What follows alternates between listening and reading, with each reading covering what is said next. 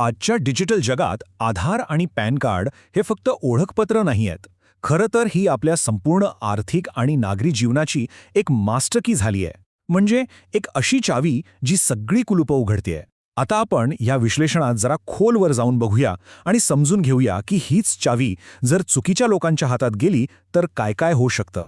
फक्त एक विचार करा की कोणीतरी स्कॅमर, एखादा घोटाळेबाज नकळतपणे आपण बनून वावरू लागला तर काय होईल? हा प्रश्नच आपल्याला थेट समस्येच्या मुळाशी घेऊन जातो. म्हणजे जेव्हा आपली ओळखच आपली राहत नाही तेव्हा त्याचे परिणाम किती किती भयंकर असू शकतात याचा आपण आता आढावा घेणार आहोत. तर मूळ मुद्दा काय आहे तो हा की सरकारने आधार आणि पॅन लिंक करणं आता कंपल्सरी केलंय. आणि यामुळे काय झालंय तर ह्या दोघांची जोडी एक जबरदस्त नो युअर कस्टमर म्हणजे केवायसी टूल बनली आहे. आणि घोटाळेबाजांच्या दृष्टीनं विचार केला तर ही जोडी म्हणजे अक्षरशः आपल्या संपूर्ण आयुष्यात घुसण्याची एक मास्टर की आहे, दुसरं काही नाही.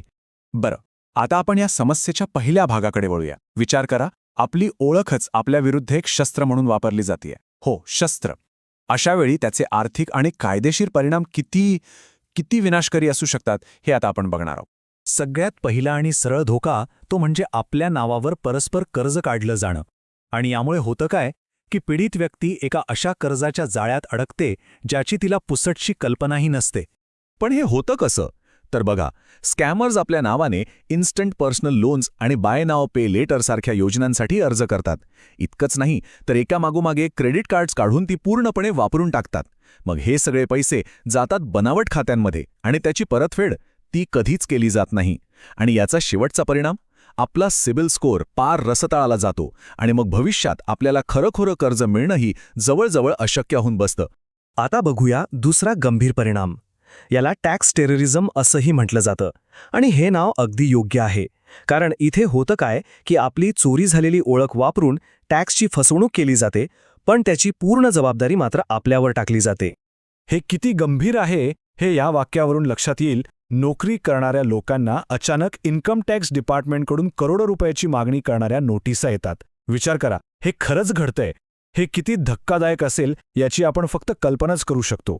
तर हे घोटाळेबाज नेमकं करतात तरी काय? बघा, त्यांची एक ठरलेली पद्धत आहे. ते आपलं पॅन कार्ड वापरून बनावट किंवा शेल कंपन्या रजिस्टर करतात. मग याच कंपन्या वापरून काळा पैसा पांढरा केला जातो किंवा खोटे टॅक्स क्रेडिट्स घेतले जातात. आणि इतक्यावरच हे थांबत नाही. ते आपलं फायलिंग पोर्टल हॅक करून आपल्याला मिळणारा खरा टॅक्स रिफंडसुद्धा स्वतःच्या खात्यात वळवून घेऊ शकतात. आता आपण आणखी एका धोकादायक पैलूकडे वळूया. बघूया की आपली चोरी झालेली ओळख गुन्हेगारीच्या एका मोठ्या जाळ्यात कशी वापरली जाते. आणि या जाळ्यात AI, म्यूल अकाउंट्स आणि अगदी शांतपणे होणाऱ्या चोऱ्या या सगळ्यांचा समावेश आहे. साधारणपणे 2025-26 पासून जेनरेटिव्ह AI आणि डीप फेक टेक्नॉलॉजीमुळे एक नवीनच धोका समोर आला आहे.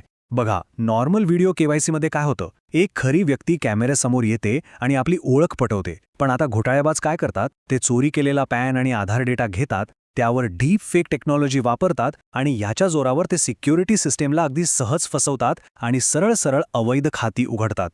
याच अवैध खात्यांना म्यूल अकाउंट्स असं म्हणतात. म्हणजे काय तर घोटाळेबाज आपल्या नावाने बँक खाती उघडतात. मग इतर सायबर गुन्ह्यांमधून सोडलेले पैसे याच खात्यांमधनं फिरवले जातात. आता होतं काय की जेव्हा पोलीस या पैशांचा माग काढायला लागतात तेव्हा ते थेट आपल्या नावावर असलेल्या खात्यापर्यंत पोहोचतात. आणि याचा परिणाम आपली काहीही चूक नसताना आपण मनी लॉन्ड्रिंग प्रकरणात मुख्य संशयित म्हणून ओळखले जातो. किती भयंकर आहे हे. आता आपण अशा एका धोक्याबद्दल बोलूयात ज्यामुळे आपलं बँक खातं थेट रिकामं होऊ शकतं. आणि हा धोका आहे आधार एनेबल्ड पेमेंट सिस्टम म्हणजेच AEPSच्या गैरवापराचा. तर ही AEPS फसवणूक होते कशी? घोटाळेबाज आधी आपला आधार नंबर मिळवतात. मग प्रॉपर्टी रजिस्ट्रीसारख्या कुठून तरी लीक झालेल्या डेटाबेसमधून आपल्या बोटांचे ठसे मिळवून ते क्लोन करतात. आणि मग काय, ते मायक्रो ATM वापरून आपल्या आधारशी जोडलेल्या कोणत्याही बँक खात्यातून पैसे काढून घेतात. यातली सगळ्यात धोकादायक गोष्ट माहितीये काय? या सगळ्या प्रोसेसमध्ये OTP लागत नाही.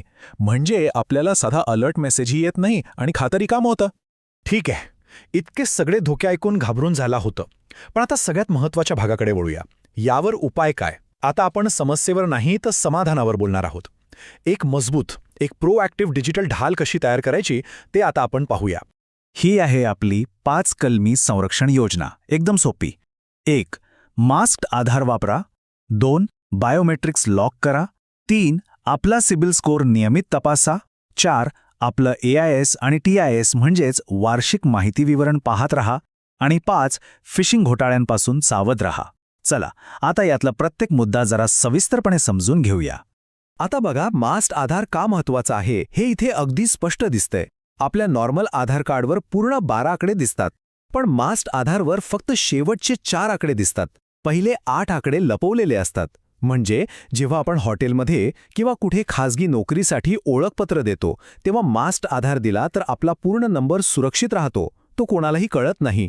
आता प्रत्येकाने स्वतःला एक प्रश्न विचारायला हवा. आपले बायोमेट्रिक्स लॉक आहेत का? ही एक खरंच खूप छोटीशी गोष्ट आहे, पण ती आपल्याला एका प्रचंड मोठ्या आर्थिक फसवणुकीपासून वाचवू शकते. आणि उपाय तर बघा किती सोपा आहे. आधार ॲप वापरून आपले बायोमेट्रिक्स लॉक केले की AEPS फसवणुकीचा धोका 100% टळतो पूर्णपणे. आणि जेव्हा कधी आपल्याला बायोमेट्रिक्स वापरायचे असतील तेव्हा आपण ते काही वेळापुरते अनलॉक करू शकतो आणि काम झाल्यावर परत लॉक करू शकतो. आपल्या सुरक्षेला ना एक सवयीचा भाग बनवायला हवं. एक छोटंसं कॅलेंडर तयार करा. दर 3 महिन्यांनी आपला सिबिल रिपोर्ट तपासा, म्हणजे आपल्या नावावर कोणी कर्ज घेतलंय का हे लगेच कळेल. दर 6 महिन्यांनी टॅक्स पोर्टलवर जाऊन आपला AIS/TIS तपासा, म्हणजे आपल्या सगळ्या आर्थिक व्यवहारांची माहिती मिळेल. आणि सगळ्यात महत्त्वाचं, अनोळखी मेसेजेस आले की कायम सावध रहा. आणि शेवटचा पण तितकाच महत्त्वाचा अलर्ट. फिशिंग घोटाळे ओळखायला शिका. तुमचं पॅन ताबडतोब अपग्रेड करा किंवा तुमचं बँक खातं ब्लॉक केलं जाईल असे मेसेज येतात ना, हे सगळे खोटे असतात. अशा कोणत्याही लिंकवर चुकूनही क्लिक करू नका आणि आपली माहिती तर अजिबात शेअर करू नका. तर या सगळ्या चर्चेतून आपण काय शिकलो? सगळ्यात महत्त्वाचा मुद्दा हा आहे की आपली सुरक्षा ही रिॲक्टिव्ह नको तर प्रोॲक्टिव्ह हवी. म्हणजे काहीतरी वाईट घडेपर्यंत वाट बघण्यात काहीच अर्थ नाही, कारण तेव्हा खूप उशीर झालेला असतो. आत्ता आपण जी सोपी पावलं बघितली तीच आपल्याला भविष्यातल्या मोठ्या आर्थिक आणि कायदेशीर संकटांपासून वाचू शकतात. आणि शेवटी जाता जाता एक विचार करायला लावणारा प्रश्न. 2026मध्ये आपली ओळख ही फक्त एक मालमत्ता असेल की एक रोजची जबाबदारी बनेल? या प्रश्नावर विचार करणं हेच आपल्या डिजिटल सुरक्षेचं पहिलं आणि सगळ्यात महत्त्वाचं पाऊल आहे.